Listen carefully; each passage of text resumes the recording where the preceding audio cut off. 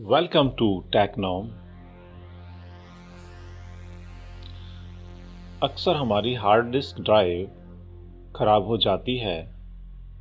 आज हम सीखेंगे कि डेल के लैपटॉप में किस प्रकार से हार्ड डिस्क ड्राइव को बदला जाए।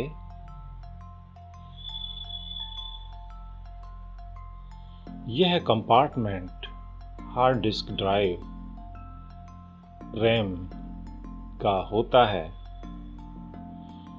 पेचकस की सहायता से इसको खोल लेंगे।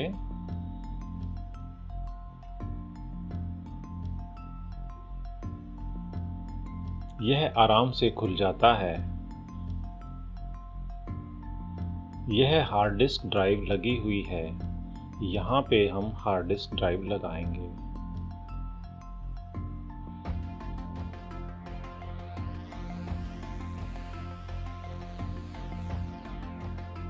ये 2 स्क्रू हम खोल रहे हैं।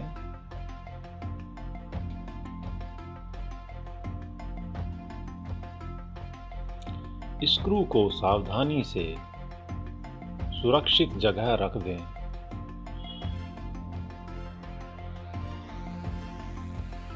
यह आखिरी स्क्रू है। इससे इसका यह कवर हट जाएगा। हार्ड डिस्क ड्राइव को पीछे की तरफ खिसका के हटाएं। अगर समझ ना आए तो वीडियो को पीछे करके दोबारा देखें।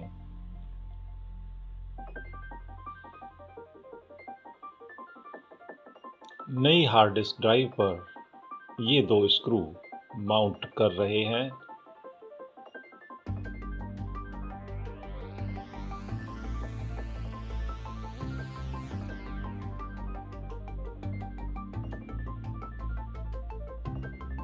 ध्यान रहे वही स्क्रू यहाँ पे लगाना है जो आपने यहाँ से खोला था। यह सभी स्क्रू या पेंच अलग अलग होते हैं।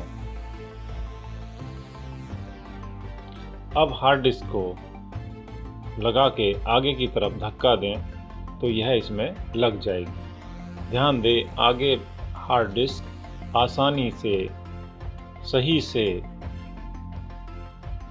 लग गई हो। और अब आखिरी स्क्रू जो हार्ड डिस्क को रोक के रखता है उसको लगाएंगे।